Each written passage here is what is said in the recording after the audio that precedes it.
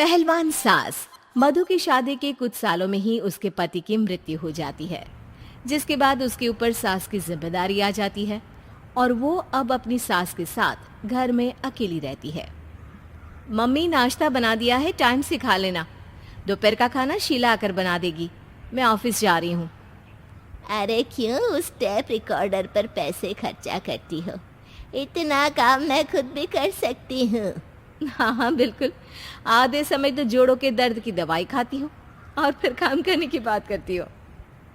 दवाई खाती हो तो क्या, मैं अभी भी अकेली 10 पर भारी हूँ। हाँ हाँ मैंने मान लिया।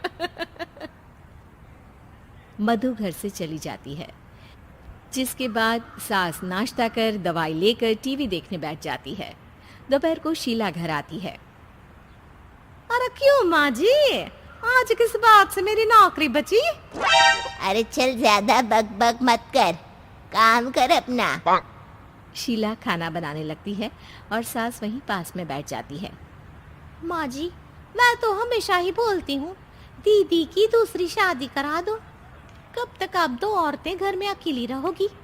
आजकल माहौल भी बहुत खराब है और फिर दीदी की उम्र भी तो निकली जा रही है ना। तेरा नाम टेप रिकॉर्डर सही रखा है मैंने।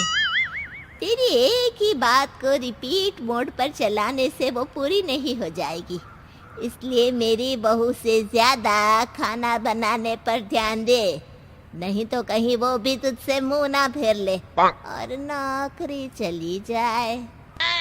क्या माँ जी, आप भी हमेशा मेरी नौकरी के पीछे ही पड़ी रहती हो? तो क्या तेरे पीछे पड़ूं?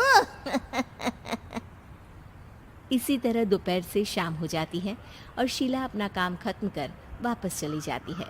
अब अकेली सास एक बार फिर टीवी देखने बैठ जाती है, जिसकी थोड़ी ही देर में मधु घर आ जाती है और सास बिना कोई देर किए शीला की बातें उसे बताने लगती है।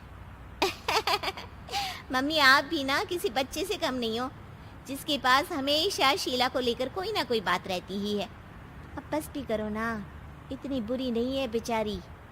अरे मैंने कब कहा बुरी है, बस उसकी बातें करके मुझे बड़ा मजा आता है।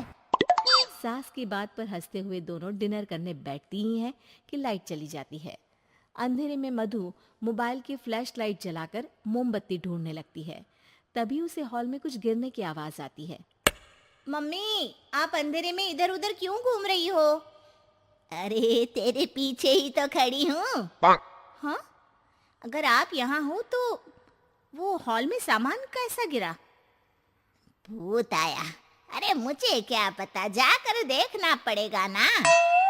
दोनों हॉल में जाते हैं, लेकिन वहां कोई नहीं होता। अब उन्हें कमरे में से सामान गिरने की आवाज आती है। लगता है ये भूत चोरी करने आया है, इसे वापस कब्र में पहुंचाना ही पड़ेगा। बस हाँ हाँ, आप ज्यादा ना 30 मार खा मत बनो, मैं पुलिस को फोन करती हूँ। अरे जब तक तेरी पुलिस आएगी तब तक क्या वो हमारे साथ बैठकर अंताक्षरी खेलेगा? हट डरपोक, संभालने दे मुझे। अब सास पास रखा फ्लावर पॉट उठाकर कमरे की तरफ बढ़ने लगती है, जहां उसे 2 आदमी दिखाई देते हैं। पीछे पीछे मधु भी वहां आ जाती है। मम्मी, अभी भी मौका है, बाहर भाग जाते हैं। मधु की आवाज सुन चोर चौकन्ने हो जाते हैं। ओए तुम दोनों, जहां हो वहीं खड़ी रहना, नहीं तो दोनों को गोली मार दूंगा। अरे तुम दोनों अभी के अभी बाहर जाओ, नहीं तो मैं तुम्हें जिंदा नहीं छोड़ूंगी। ये बुढ़िया हमें धमकी दे रही है। अबे तुम दो अकेली अब लड़ते क्या कर लोगी? अरे जा भेजा, दोनों को बांध दे। जैसे ही दूसरा आदमी सास को पकड़ने उसके पास आता है, तो वो उसके सर पर फ्लावर पॉट मार देती है। उसके सर से खून बहने लगता है, जिसे देख दूसरा आदमी गन निकालकर हवा में गोली चला देता है, जिससे बचते हुए दोनों सास बहू वहां से भाग जाती हैं। अब वो तीनों एक दूसरे के आगे पीछे पूरे घर में भागने लगते हैं। मम्मी, आपने तो सच में उसे मार दिया। तो मजाक में कौन मारता है? और अभी तुम मेरे साथ ही रहना, नहीं तो पक्का मारी जाओगी। ये औरतों को कमजोर समझता है ना। आज इसे औरतों की ऐसी ताकत दिखाऊंगी कि ये आदमी पैदा होने पर शर्म करेगा। ये अचानक आपके अंदर झांसी की रानी कहाँ से जाग गई? वैसे तो हमेशा जोड़ों में दर्द बोलती रहती हो। अभी तुम्हें जान बचानी है या जोड़ों के दर्द की कहानी सुननी है? मधु और उसकी सास कमरे में जाकर दरवाजा अंदर से बंद कर लेते हैं, जिस पर चोर बाहर खड़ा दरवाजा बजाते हुए उन्हें आवाज लगाने लगता है। क्यों डर गई? अरे वैसे तो बहुत धमकी दे रही थी। गेट खोल अब बुढ़िया। अबे पागल, धमकी देने और होशियार होने में फर्क होता है, पर ये दिमाग वाले काम तुझे तो समझ में नहीं आएंगे।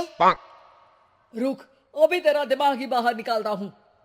ये कहते हुए चोर गोली चलाने ही वाला होता है कि सास अचानक दरवाजा खोलकर उसके मुंह पर परफ्यूम डाल देती है, जिससे चोर गन फेंककर दर्द से चिल्लाने लगता है।